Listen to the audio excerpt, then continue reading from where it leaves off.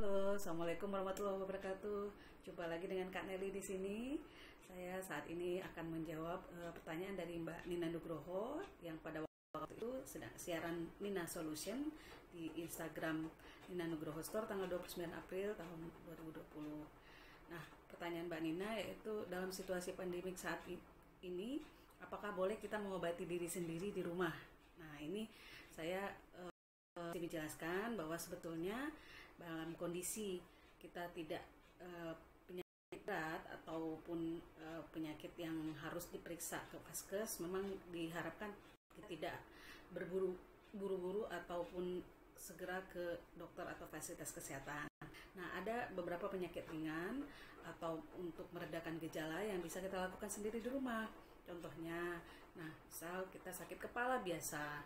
Sakit kepala ini bisa macam-macam sebabnya, itu kan hanya semacam gejala.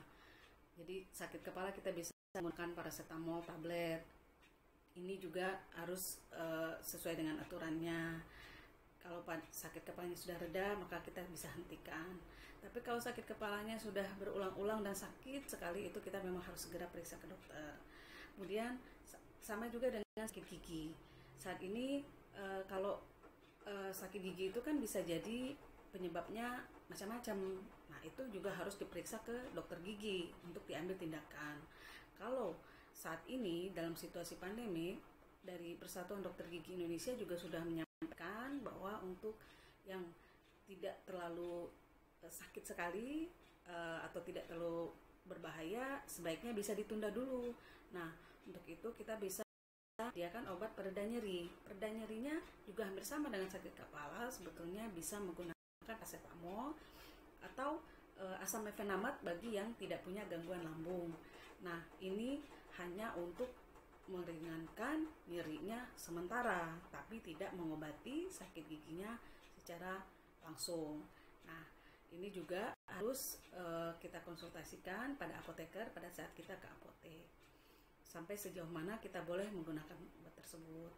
Kemudian sama juga dengan misalnya sakit pinggang, nyeri punggung, pegal-pegal, itu juga kita bisa menggunakan obat pereda nyeri yang seperti tadi.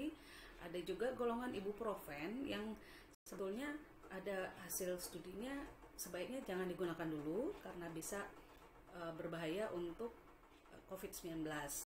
Takutnya kita ada terkena virus SARS-CoV-2 tapi nggak ketahuan ya, jadi hindari dulu menggunakan ibuprofen. Tapi ada pilihan obat lain yang itu sebaiknya kita konsultasikan pada apoteker. Kemudian demam juga itu sebenarnya adalah alarm tubuh untuk melawan kalau misalnya ada dari luar seperti virus ataupun bakteri. Tapi kalau dalam satu hari demamnya panasnya tidak terlalu tinggi, misalnya masih di bawah 38,5 derajat, itu tidak perlu diobati karena itu adalah reaksi tubuh kita untuk melawan ada benda asing ke dalam tubuh. Jadi biarkan saja sampai turun panasnya. Nah, ini kita amati terus.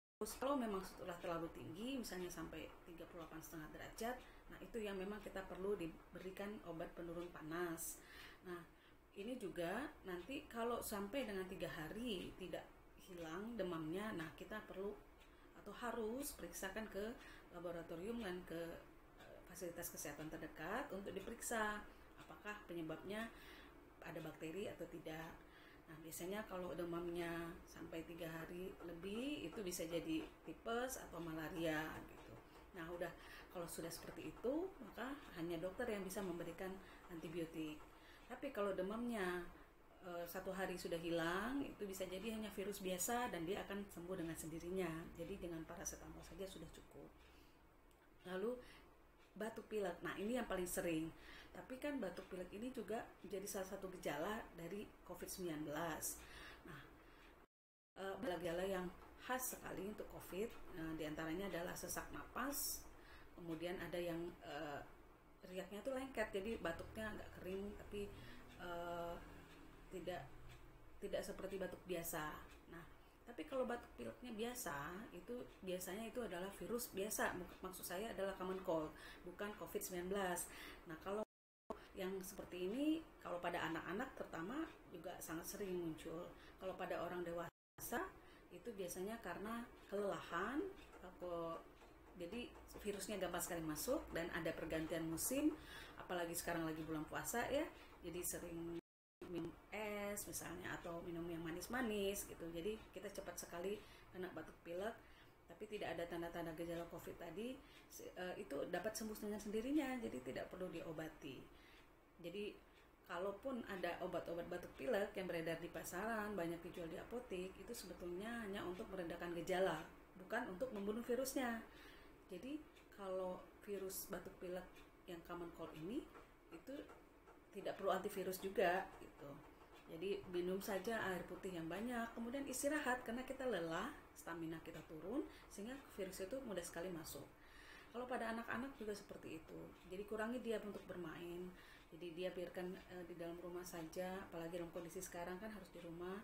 Kemudian perbanyak konsumsi air putih tadi dan juga konsumsi makanan-makanan yang bergizi. Kalau Anda khawatir tidak bisa membedakan gejala antara batuk pilek biasa dengan COVID-19, kan ada call center 119 untuk menanyakan apakah kita memang terkena COVID-19 atau bukan. Atau kita bisa mengikuti rapid test yang sekarang sudah ada di rumah sakit yang disediakan. Kondisi seperti itu tidak memerlukan antibiotik, jadi nggak usah sediakan antibiotik juga, karena antibiotiknya juga harus dengan resep dokter dan itu harus betul-betul disebabkan oleh bakteri. Kalau disebabkan oleh virus, jadi tidak perlu. Lalu penyakit lainnya adalah misalnya diare. Jadi kalau diare itu juga adalah mekanisme tubuh untuk melawan kalau ada benda asing masuk ke dalam saluran cerna kita.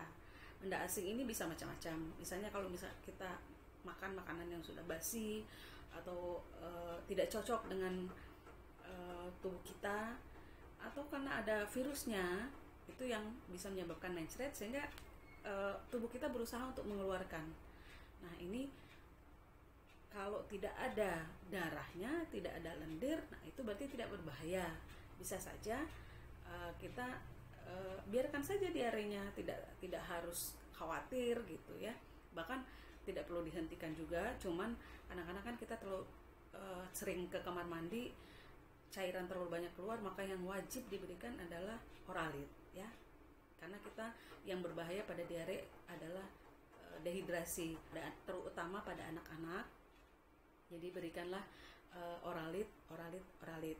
Kalau anak-anak nggak mau minum Oralit, kan ada yang rasa jeruk atau ada yang tersedia juga di botolan itu yang rasa stroberi, rasa anggur, itu bisa dipilih, banyak sekali jualnya di apotek. Nah kalau misalnya ada darah, ada lendir, nah itu yang bisa kemungkinan besar adalah karena bakteri. Nah untuk itu harus segera dibawa ke dokter, karena kalau memang karena disebabkan oleh bakteri berarti membutuhkan antibiotik, hanya dokter yang nanti yang menentukan dan dia diagnosa lebih dulu, bukan kita mengobati sendiri. Kemudian berikutnya gangguan lambung. Gangguan lambung ini misalnya kita sering mah ya, sakit mah gitu, yang kita bisa menggunakan antasida namanya. Antasida ini macam-macam mereknya, ada yang tersedia dalam tablet kunyah maupun obat sirup. Dan terakhir adalah luka kecil seperti tersayat, terus misalnya anak lari-lari terus jatuh gitu ya, itu kan tidak berbahaya, kita bisa mengobati sendiri. Makanya sediakanlah antiseptik di rumah, kasa steril dan perban, kemudian kapas jika diperlukan untuk mengompres luka tersebut. Nah saya ingin mengingatkan kembali bahwa obat-obat yang tadi mau sediakan di rumah itu hanya yang golongan logo hijau atau biru ya. Kalau hijau itu artinya obat bebas, kalau biru itu obat bebas terbatas yang boleh dibeli tanpa resep dokter. Tapi kalau logonya merah seperti ini ada huruf K, ini artinya obat keras, ini tidak boleh kita sediakan tanpa resep dokter.